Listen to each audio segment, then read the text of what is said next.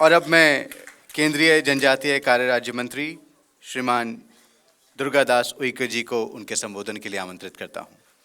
बहुत जोरदार तालियों के साथ अभिनंदन कीजिए।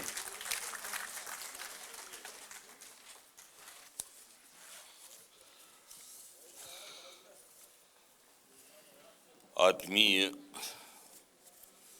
भाइयों बहनों, माय होम इंडिया द्वारा स्वामी विवेकानंद स्मृति कर्मयोगी पुरस्कार का ये वितरण समारोह और हमारा सौभाग्य है कि इस गरिमामय आयोजन में राष्ट्रीय स्वयंसेवक संघ के हमारे ज्येष्ठ भ्राता, अखिल भारतीय संपर्क प्रमुख श्रद्धेय श्री रामलाल जी का प्रेरक प्रबोधन हम सबको आज के विषय पर प्राप्त हुआ। हमारे बीच में आज के इस आयोजन के नायक,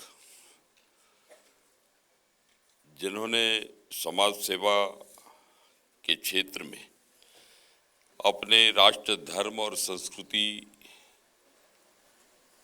को प्रेरणा देने के निमित्त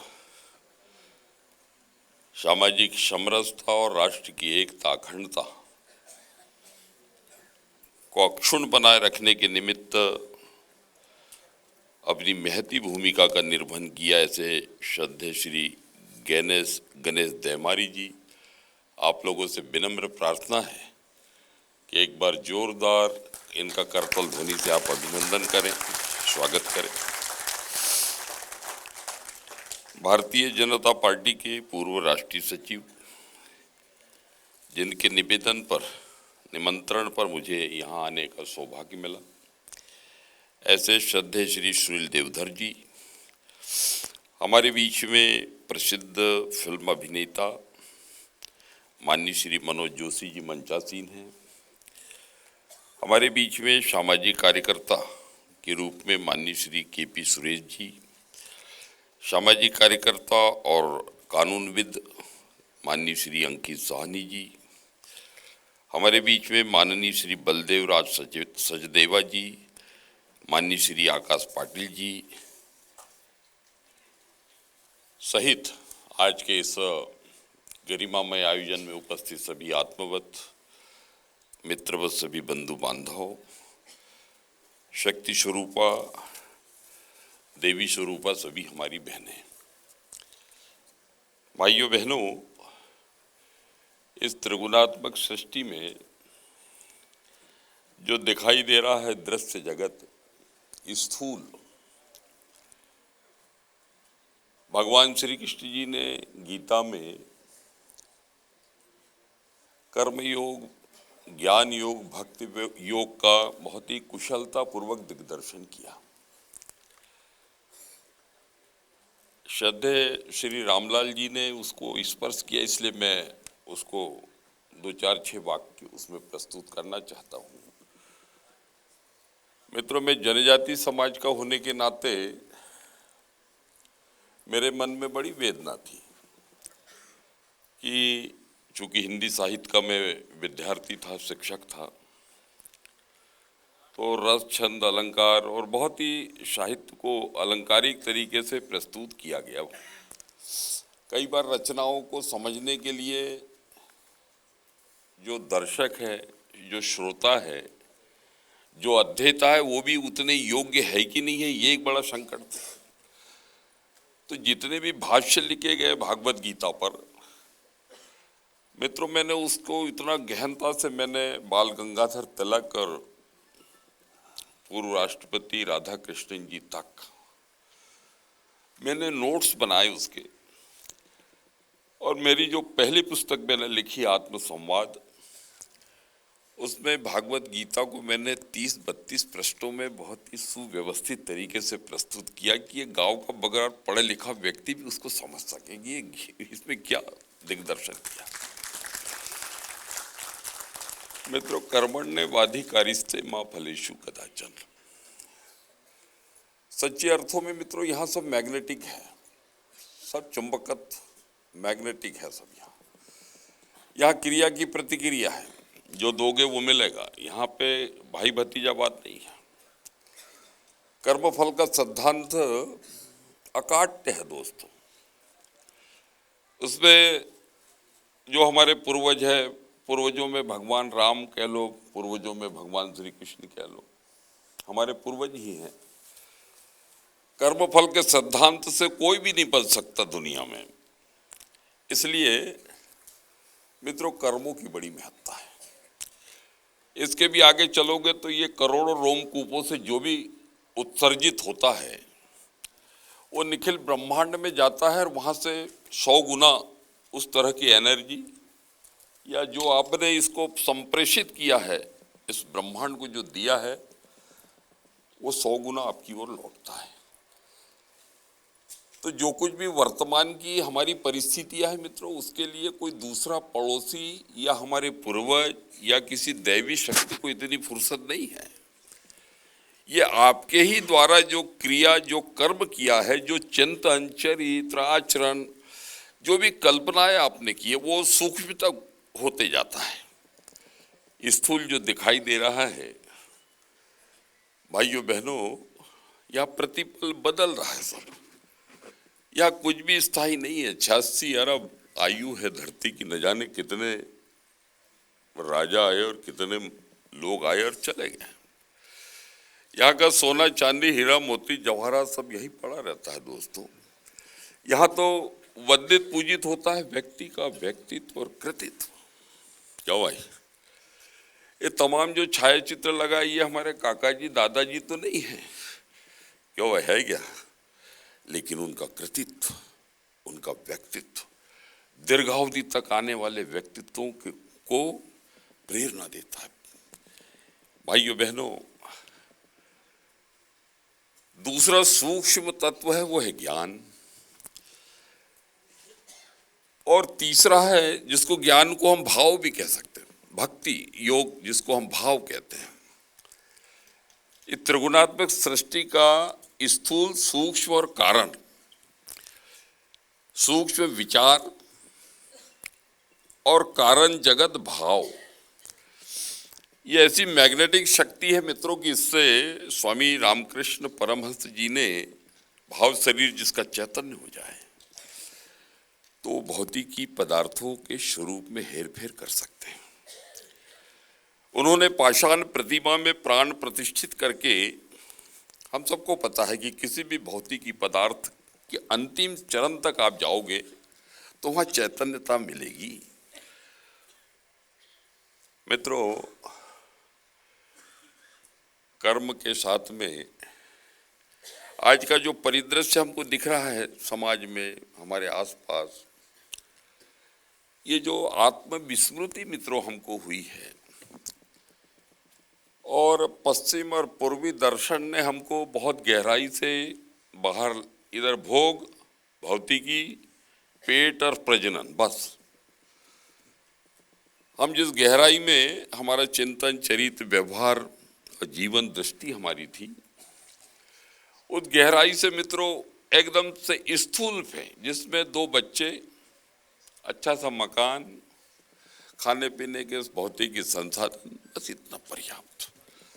इसके आगे कोई दायित्व है हमारे ऊपर? कोई पड़ोसी की जिम्मेदारी है हमारे ऊपर? जिस समाज में जन्म हुआ हमारा, उसका कोई दायित्व है क्या? जिस राष्ट्र में जन्म हुए उसके प्रति कोई उत्तरदायित्व है क्या? मित्रों, इस तरह का चिंतन उस व्यक्ति के मानस में आता नहीं है। लेकिन जिसके जहन में ये आता है मित्रों, ये समझ जाइए कि आप वो कर्मफल और भागवत गीता के कर्म के दर्शन को वो समझ गया है कि भैया यह जो करोगे वो मिलेगा। आत्मीय भाइयों बहनों, इसकी और विशद व्याख्या न करते भी यह मेरे लिए अत्यंत गौरव का क्षण है कि मैं आज इस प्रेरणास्पद मंच पर स्वामी विवेकानंद जी की स्मृति में कर्मयोगी पुरस्कार के अवसर पर आपके समक्ष उपस्थित होने का मुझे सौभाग्य मिला है। मैं तो आज सबसे पहले माई होम इंडिया संस्था को, इसके संस्थापकों को और मेरे मित्र श्री सुनील देवधर जी को अभिनंदन करता हूँ, स्वागत करता हूँ। उनकी पूरी टीम को इस आयोजन के लिए हार्दिक बधाई देता हूँ कि समाज में उत्कृष्ट कार्य करने वाले भाई बहन देश के अंदर जहाँ जहाँ भी हैं। मित्रों, विषय को ऊंचाइयाँ व्यापकता न देते हुए मैं इतना कहूँगा कि 1947 को देश आज़ाद हुआ। मित्रों, 60 वर्षों तक जिन दलों ने देश पर शासन किया, दो वैचारिक पृष्ठभूमि के बारे में एक महानुभाव ने यह ध्यानाकर्षण किया था। इतनी भीषण गरीबी थी देश के अंदर, अशिक्षा, और उस कालखंड में जिनके हाथों में देश की सत्ता आई, मित्रों, उनके कपड़े पेरिस धुलने जाते थे, वहां से प्रेस होके आते थे, यहाँ गुलाब का फूल लग कर सैंड छिड़क के, और एक व्यक्ति वैचारिक पृष्ठभूमि जिसके मन में ये दर्द था कि जिसका मैं नेतृत्व करने वाला हूँ, उनको कपड़े तक नहीं मिल रहे, खाने को अन्न नहीं है, उनका नेता पूरे सूट बूट कैसे पहन सकता है? उस व्यक्ति ने एक धोती के 4 टुकड़े बनाकर जीवन भर पहने। क्यों? क्योंकि एक लक्ष्य था उसके सामने। मित्रों, वो भी एडवोकेट थे उस कालखंड के, वो भी बहुत पढ़े लिखे व्यक्ति थे, किंतु संवेदनाओं की बात है, वेदना की बात है। मित्रों, वेदना से तो हर व्यक्ति पीड़ित होता है, उसका कोई दर्द हो जाए, कांटा चुभ जाए, वेदना से प्रत्येक व्यक्ति अनुप्राणित है। किंतु ईश्वर की कृपा से ये वेदना, मित्रों, दूसरे के दर्द को महसूस करने का जो भाव विकसित हो जाए, उसको संवेदना कहा गया है। जब ये संवेदना का प्रकटीकरण किसी व्यक्ति की चेतना में पल्लवित पुष्पित हो जाता है, तब मित्रों लघु से विराट बनने का पथ, वहीं से पुरुष से पुरुषोत्तम बनने की यात्रा प्रारंभ होती है दोस्तों। और हमारे देश में बड़ा आदमी बनने का प्रचलन नहीं था। क्यों भाई? बड़ा आदमी बनना और महापुरुष बनना, ये दोनों अलग अलग। धीरू भाई अंबानी बन जाओ या स्वामी विवेकानंद, जब दो मार्ग, अच्छा, दोनों में समन्वय स्थापित करने का कौशल हमारी संस्कृति ने हमको दिया कि जितना आवश्यक हो उतना अपने लिए, और साथ में जो आपके दायित्व है राष्ट्र, धर्म और संस्कृति के प्रति, उसके निर्वहन में भी आपकी भूमिका। ऐसा दोहरा, मित्रों, समसामयिक वर्तमान में हमारा सौभाग्य है कि देश का प्रतिनिधित्व और सामान्य व्यक्तित्व, मित्रों, ध्यान योग में अगर राई रत्ती भर भी कोई रूहानी रोशनी काया के देह में यदि प्रज्वलित हुई हो, अगरबत्ती जलती है, इतनी भी अग्नि चैतन्यता अगर देह में हो, तो उस रोशनी में आप देखेंगे कि ये वर्तमान, ये अमृतकाल बहुत ही विशिष्ट है। इसमें बहुत कुछ बदलने वाला है। मित्रों, जागृत आत्माओं से विविध प्रकार से आह्वान किया जा रहा है कि आपकी जो जिम्मेवारी है, जितने 24 अवतार हुए हैं, उस कालखंड में भी आप थे बाबा।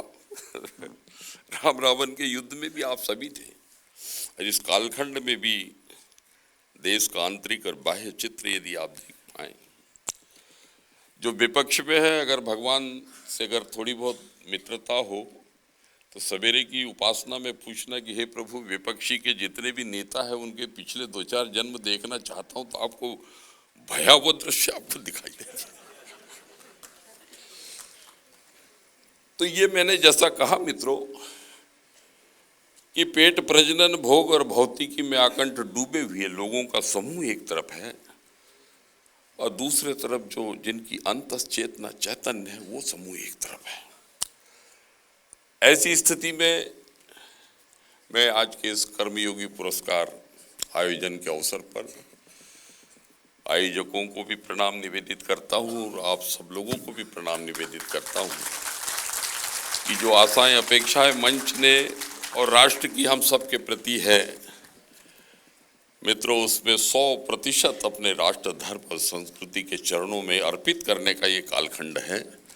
मुझे आशा अपेक्षा है कि हम सभी मिलजुल कर राष्ट्र को 2047 में दुनिया का सर्वश्रेष्ठ राष्ट्र बनाने में सफल होंगे। आप सबका बहुत बहुत धन्यवाद। जय हिंद।